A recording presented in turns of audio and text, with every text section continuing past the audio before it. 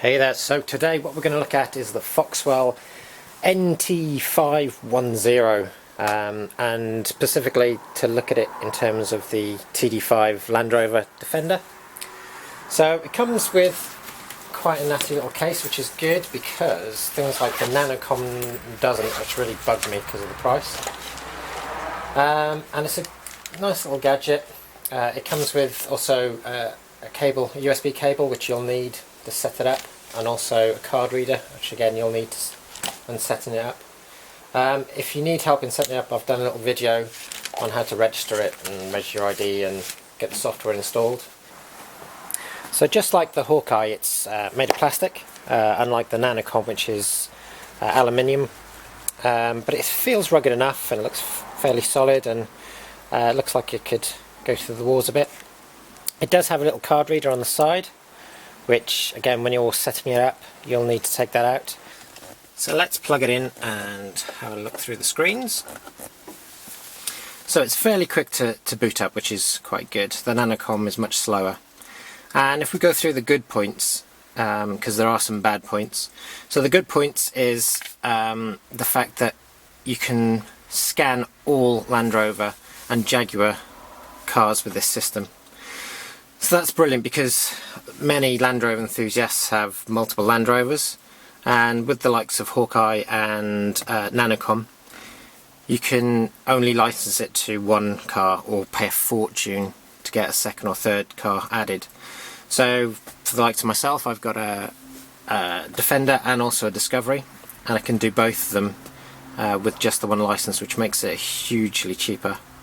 So let's go in. Firstly, we'll go in and have a look. So on the Discovery it does automatically find the car, but with the Defender you do have to find it manually, which isn't much of an issue. And then we'll have a look at mine, which is the TD5.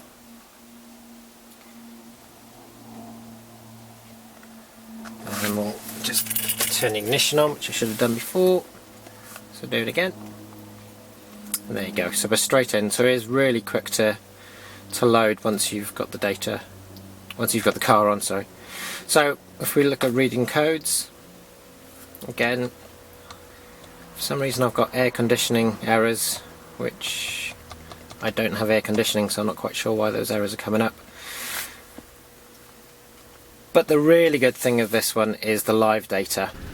So this is just a short video of the Foxwell whilst the engine's running, with the sound turned off, just purely because you probably wouldn't hear me over the sound of the diesel engine.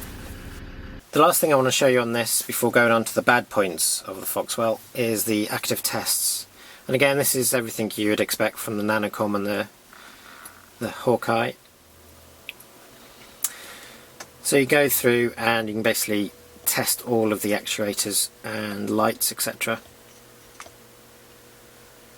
Again, that you would on the Nanocom and the Hawkeye. Okay, so the bad things. Firstly, the ASB module just doesn't seem to work, and neither does the BCU and transmission. I've tried everything to get in. I've tried it with the engine running, engine stopped, ignition on, ignition off, but I just can't get into those screens at all. The other biggest problem is that there's no AS10 software on here.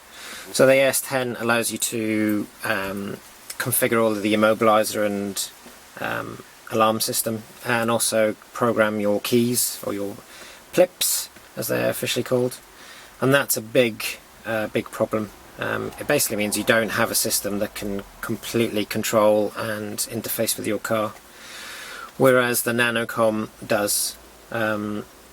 So that's where it really falls down. But overall it's quite a good little tool, it's just not complete. With those two options not working, and also the missing AS10 module, I'm actually going to email Foxwell support and see what the problem is, and also if there's any news on the AS10 module coming. If there is, then I'll leave comments. So that's a review of the Foxwell for the Defender. I'll also be doing one for the Discovery. So that's the Discovery 4, the LR4, which also relates to the LR3 as well. If you like this, then please subscribe, and there'll be more videos about Defenders and Discoveries and Minis and MGs and VWs and everything else I've got in the garages. So yeah, subscribe, like, and I'll speak to you soon.